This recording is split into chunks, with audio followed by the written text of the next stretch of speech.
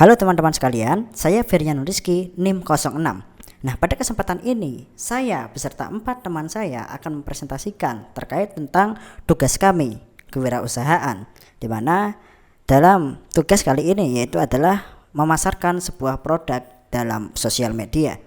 Oke, nah kita langsung saja melihat tahapan-tahapan dan apa yang bisa kami sajikan di sini. Video akan dimulai dengan menampilkan tahap pertama, yaitu adalah tahap diskusi.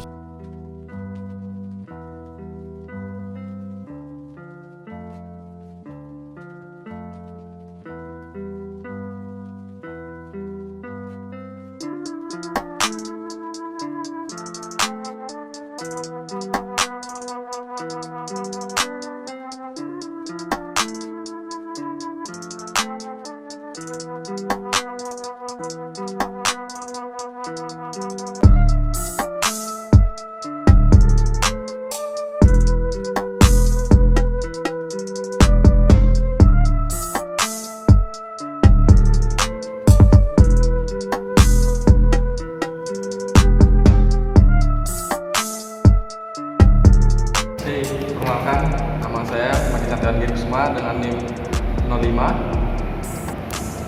Halo, saya Sandi NIM 11. Saya Teguh NIM 19. Saya Dharma NIM 10.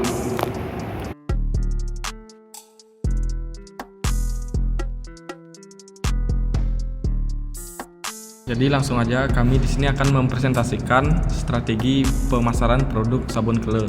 Di sini kami memasarkan produk dengan menggunakan media sosial, yaitu Instagram. Nah, mengapa kita menggunakan Instagram? Karena diketahui bahwa penggunaan Instagram cukup tinggi di kalangan masyarakat, yaitu mencapai 52,9 juta pengguna. Dan juga menyambung dari fakta di Indonesia, bahkan pada bulan November 2019 tingkat pengguna juga masih cukup tinggi dengan didominasi oleh wanita. Hal ini juga akan mendukung dari prospek pasar karena memang yang kita jadikan target pasar adalah wanita-wanita. Ini adalah desain kami yang kami gunakan di Instagram. Adapun analisis desain kami akan coba teman saya. Oke, mungkin desain yang pertama yaitu terkait warna emas. Nah, di warna emas ini dimana artinya itu mencerminkan kejayaan dan pada konteks produk mencerminkan warna madu. Selanjutnya, frame sarang lebah, yang dimana menjelaskan mencerminkan bahwa produk berasal dari ekstraksi sarang lebah atau propolis. Dan terakhir, pemilihan tulisan bisa dilihat itu ada masalah dengan kulit kering, kusam dan jerawat. Nah, itu artinya mencerminkan pengambilan dari masalah penyakit kulit. Oke, selanjutnya. Baik, pada analisis desain yang kedua ini berfokus dalam menampilkan bahan pembuatan produk guna meyakinkan pembeli bahwa sumber daya yang digunakan merupakan bahan alami, diantaranya menggunakan virgin coconut oil, olive oil, propolis lebah kele, dan madu lebah kele. Nah, pada desain ini juga berfokus untuk memberikan petunjuk atau guideline kepada pembeli bagaimana untuk menggunakan produk ini. Desain ini juga memberitahu bahwa penggunaan produk ini sangatlah mudah sehingga orang-orang tertarik untuk menggunakannya. Dan inilah hasil dari strategi yang telah kami terapkan sebelumnya. Oke, nah bisa dilihat hasil like yang telah kami peroleh cukup lumayan, sudah di atas 200 jika digabungkan dengan kami berlima. Namun ada satu strategi yang kiranya bisa saya bagikan juga kepada teman-teman ya.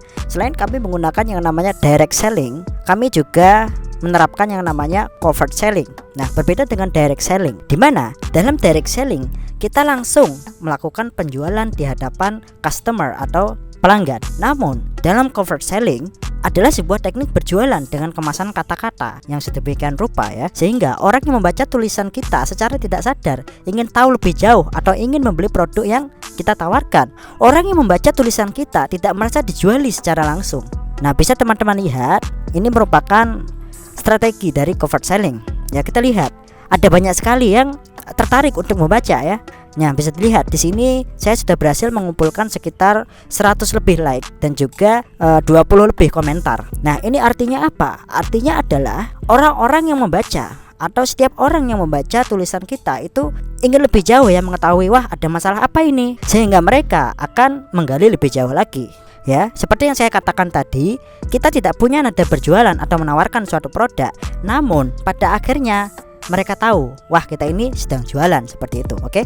Mengapa perlu kita melakukan covert selling ini di media sosial? Nah, seperti yang kita ketahui bahwa saat seseorang yang tidak kita kenal lalu tiba-tiba kita berjualan di hadapan mereka secara langsung.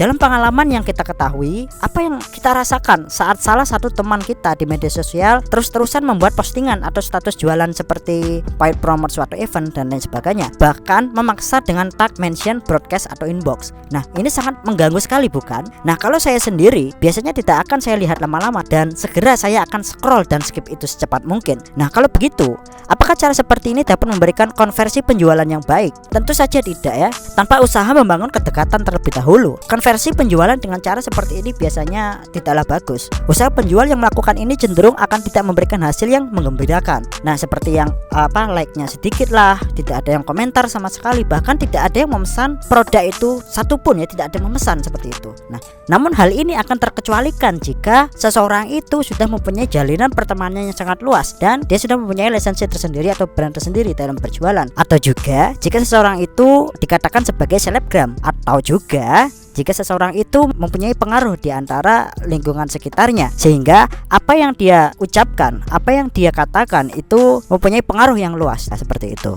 Nah, perlu diperhatikan di sini bahwa dalam penggunaan covert selling kita harus memperhatikan kata-kata yang tepat yang ingin kita utarakan sebagai cerita dalam covert selling. Jangan sampai kita menggunakan cerita yang terus berulang-ulang pada strategi covert selling kita.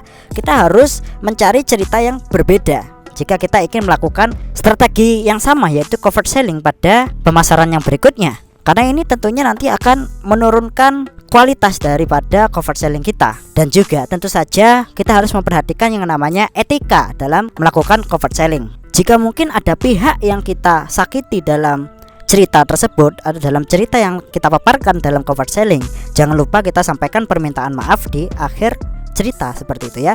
Jangan sampai dengan covert selling kita menanamkan benih-benih permusuhan ya, jangan sampai. Sekian presentasi pemasaran produk dari kelompok kami. Terima kasih.